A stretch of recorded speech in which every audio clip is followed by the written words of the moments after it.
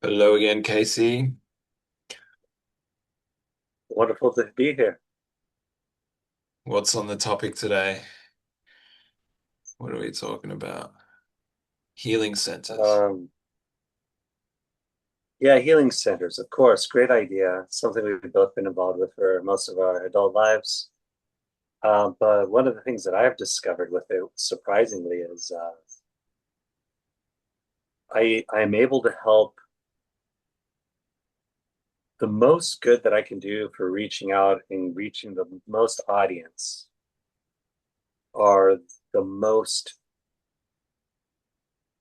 I don't know, ready to receive the information, are the ones that are furthest removed from Western models of healthcare. I work mostly with indigenous populations, of course, Hmm. like in the Amazon, and it's an amazingly successful program.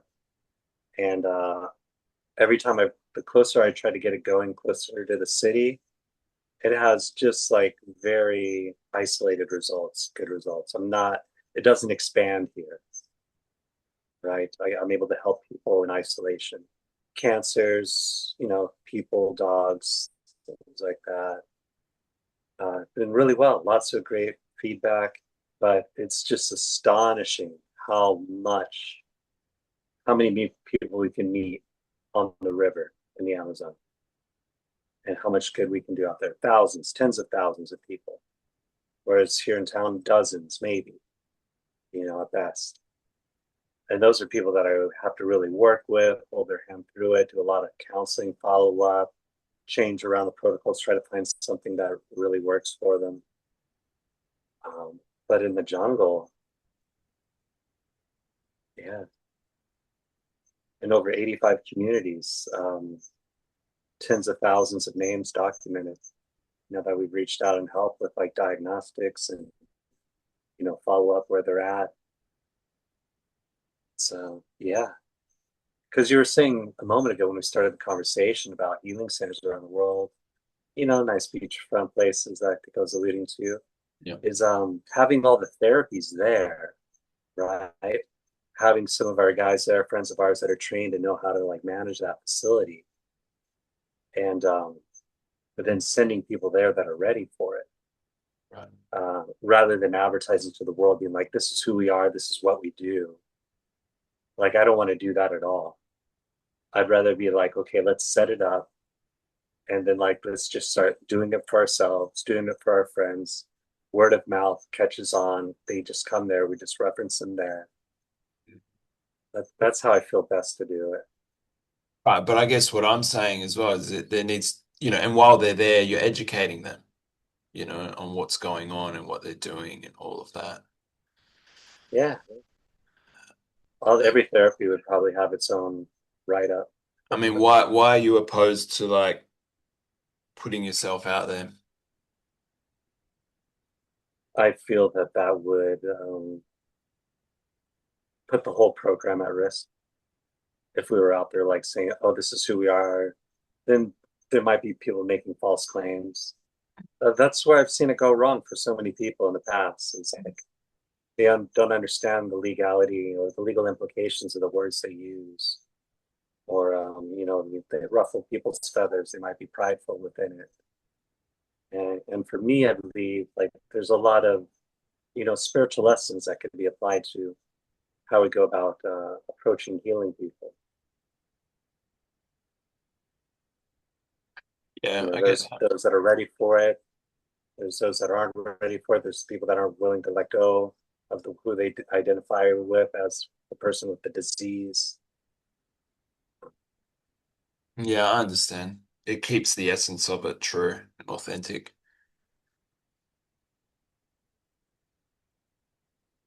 Maybe people just have to find out about it and there'll be, sure there's always a way.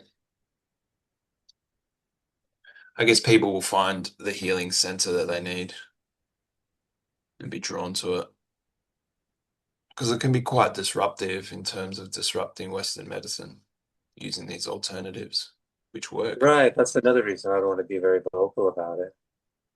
Um, I have a feeling we're going to get, I'm not doing it for like a successful business model, right?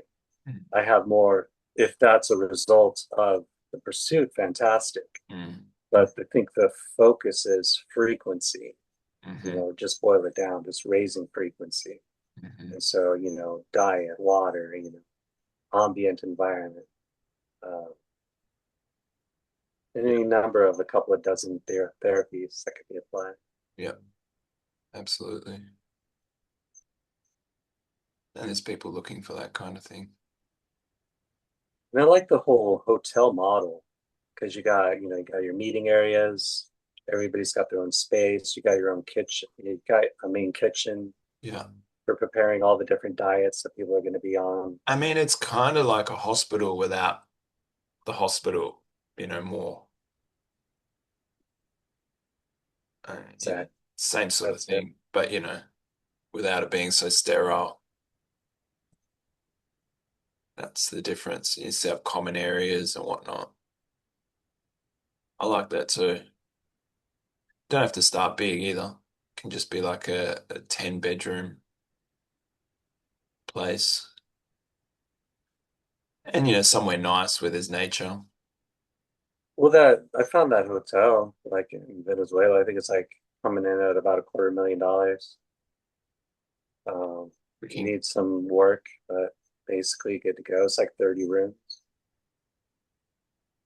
totally. And then this thing can be self-sustainable. Mhm.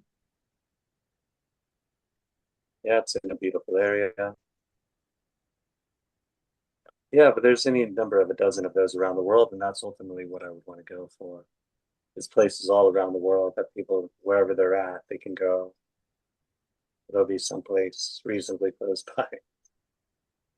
Hmm. Great idea. I don't know if anything like this exists. And there's like rehab and wellness places and that kind of thing. But in terms of Yeah, it's kind of alternatives, emerging of those ideas for sure. yeah. Using a lot of therapies, might be difficult to find. Um, we have such a unique pool of people to pull from. Everywhere from like the ayahuasca to iboga, people that could even facilitate that. Yeah, true. There's no real limit Oxygen here. therapies, sound therapies, light therapies. It's like a one-stop shop for everything that's all things well-being, mind, body, and spirit, right? That's pretty exciting. I like that. Yeah, like I was saying earlier too, maybe just doing a quick stopover in South Korea and Japan and going to like some of these healing centers or therapy centers. But I don't think they incorporate the whole gambit of it all, right? No, So that's what I want to do. I want to really like make it holistic. Uh, I mean, ideally, you'd want it in a location that, is high vibration, like somewhere on the planet, where there's quality of water, natural good quality of water, some hot springs, these kinds of things. yeah, I don't know which yeah. such There's place. beautiful places all over Europe for sure. It's tough to find the Bosnia, right location. Bosnia, the Mm. pyramid there apparently is a real high vibrational place. Be fairly cheap too. Hmm, interesting. Oh, we need some money.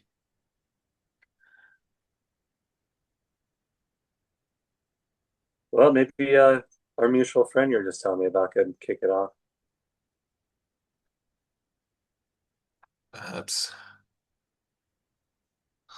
Oh well, that's where it starts, talking about it.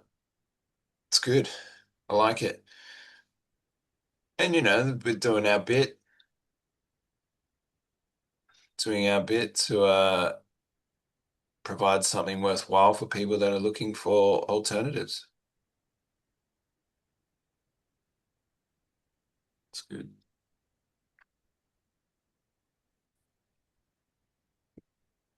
So what do you know about blood types then? Well, there's a lot of information about they're very specific to blood type, saying that they have certain diets, certain preferences, certain abilities. And yeah, you got A, you got B, you got the combination of A, B, you have O, and then you have like the Rh negative factors with each one. So, that's like the rhesus monkey gene. So if you don't have the rhesus monkey gene, then you're Rh negative. But if you do, then you're positive and it tests positive. So what does all that mean? I don't know. Like those are just like basic for transfusions. That's basically all they teach us about in school. But apparently, when you start digging deeper, there's even more variations to the blood types than just that. Um, there's a lot of history with blood types, royal lineages and bloodlines. It seems to be what this whole like elitist genetic manipulation thing's been about for since the beginning of time. So I guess there's a lot to be said about it, but most of that information is not known to the general population. All we got are just like these handful of types, right? But yeah, like I had a friend that was really into it to the point of like discrimination.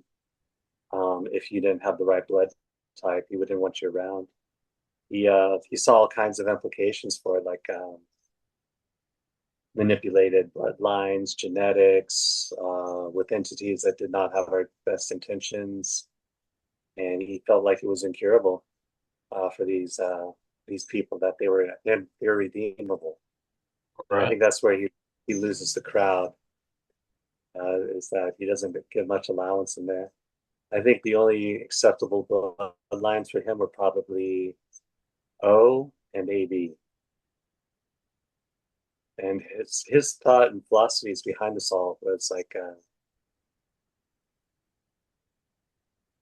A and B's were manipulated bloodlines, like insectoid reptilian bloodlines. Um, O was the original, like species for this plane, this Earth that was created.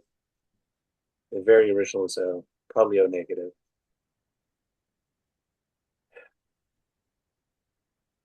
What are you?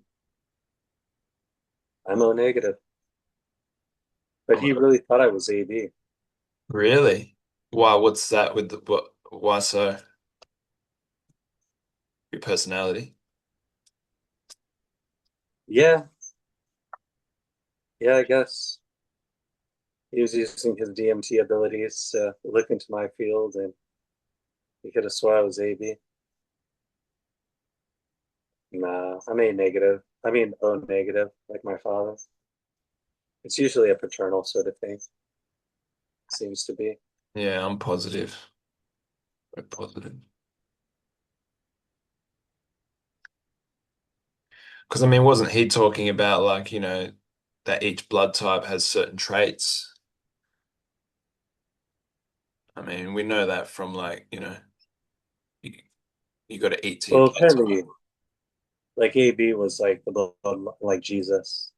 Apparently, the A and the B wouldn't give up their dominant positions in the person, and so they somehow fused together. Was the Hmm. way that he explained it to me. It was like I think the B A is the reptilian blood, but it fights so hard to stay in control that it had to share with the B.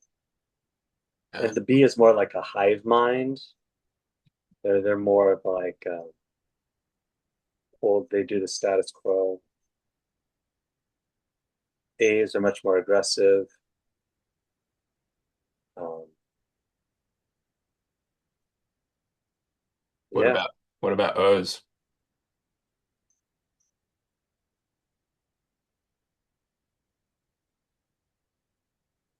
they're the original. They have to be the original because they're the universal donor, and so they just by default, just by the mathematics of that, they would have been the first.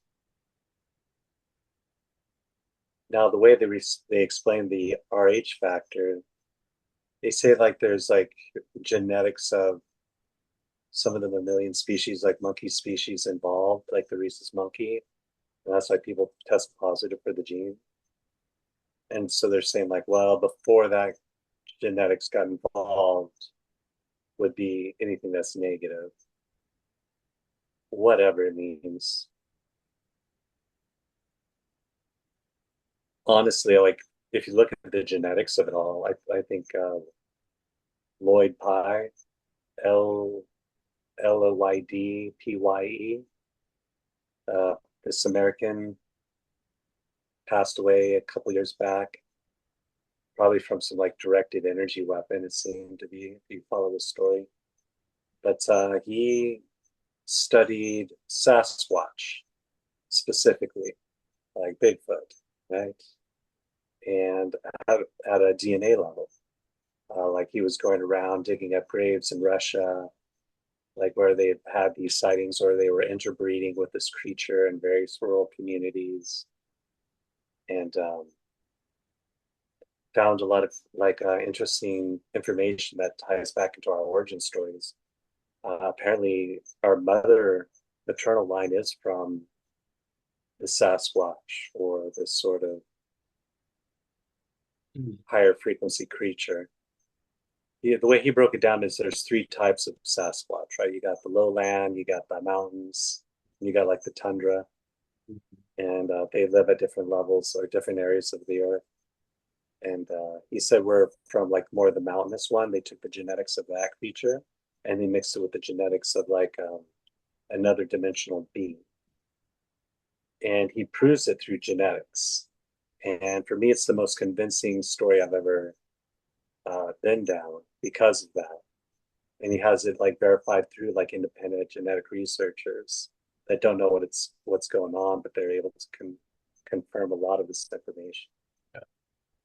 One of the smoking guns to this all too is the fact that we have 46 chromosomes rather than the 48 of all the other mammals on this planet, right?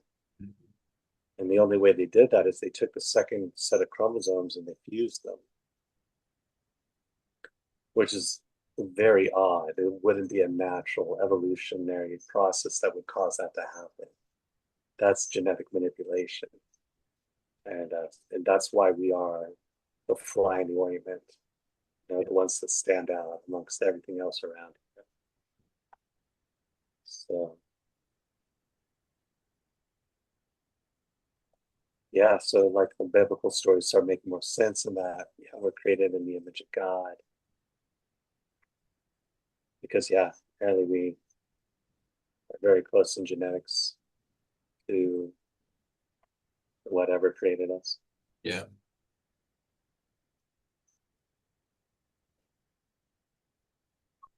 But from a genetics point of view, they didn't do a very good job. Like they didn't do a very clean job. If you go into like the other mammalian species, such as like dolphins or wolves or chimpanzees or gorillas or any of that, they don't have genetic mutations like we do. Humans have very odd genetic recessive genes and traits and characteristics that occur within us that don't happen with any of the other species on the planet. And they say it's because everything else that's here has had a long time to work out all their issues, genetic genetic issues, so that all that stuff has been bred out. But we're so new on the scene that we're still subject to like a lot of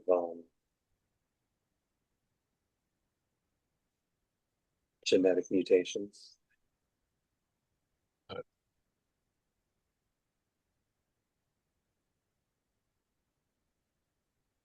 So yeah,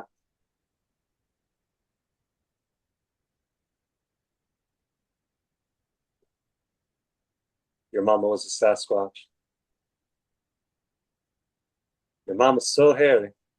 It's a bit short, but have there been any confirmed, like, I mean, as far as I know, there's no actual confirmed. There's been sightings, but there's been no bodies found, has it? He said that they Yeah, dug they had a some up. body. I mean, they probably have them in underground bases, like by the dozens, doing experiments on them. But as far as like a body, yeah, some guy shot one back in like the 1950s or 1940s. He threw it in a block of ice. He froze it in a freezer and then just took it on tour around the country. And so there's like lots of photos of that. And from all the evidence and all the people that have looked into it, it was legit.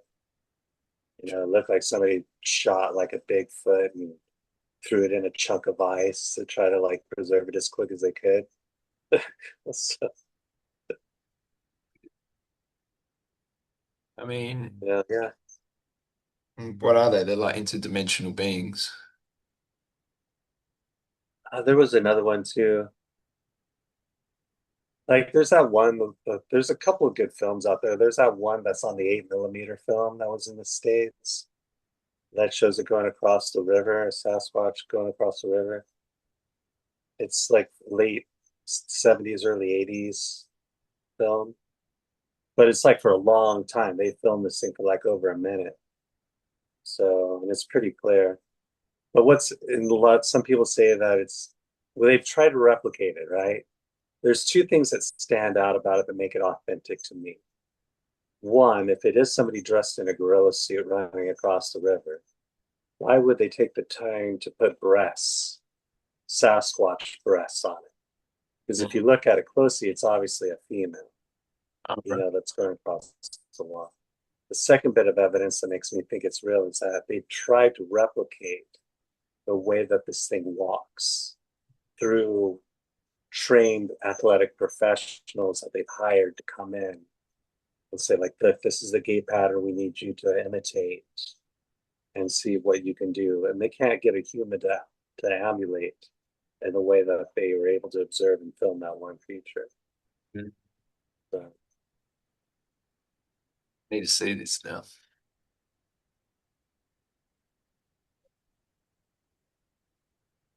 yeah, there's very little that I don't believe in, strangely enough.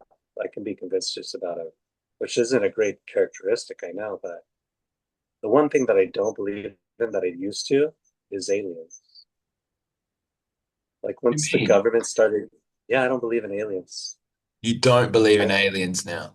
no, I don't anymore. I did most of my life. The thing that started making me looking more into it is like when the government started saying there was aliens. And I Yeah. was like, come on, you guys lie about everything. You're gonna tell me there's aliens? And now I'm suspicious. So Well, yeah. so now I think they're just interdimensional creatures or entities. I don't think that there is necessarily an out there the way that we think that there's an out there. No, I think that's probably what it is. Yeah, they're interdimensional beings. Or what? There's like another planet in our reality where they come and go. I'd say it's all interdimensional, 100%. But Or what's going on underground. I mean, that's a whole nother frequency too.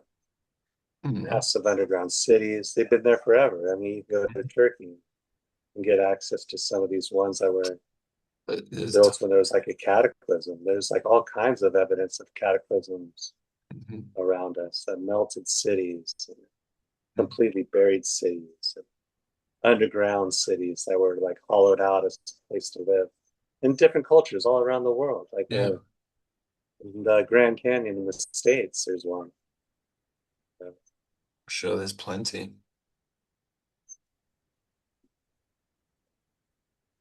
Egypt for sure. What's the one about Antarctica? Beyond the wall? Yeah, there's all that, huh? Yeah, I mean, it is the highest shoreline in the world, consistently all the way around 800 feet on average. Mm, So that would contain the water really well. Admiral Byrd, after World War II, took a fleet of ships around the Antarctic and clocked it in at 60,000 nautical miles, which is absolutely absurd distance. I mean, the maps today currently only recognize it at about 30,000. He flew in. It was filmed. If you look in the background, you can see like lakes and trees and greenery. He talks about endless resources, grander than what's available in North America. Um, I don't know. I haven't been. Neither have I. I haven't seen much evidence or video footage about it, but I don't know. But yeah,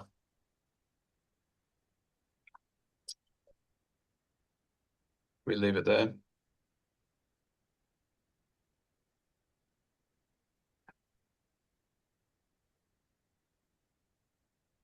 Unless you got something else pressing in your mind.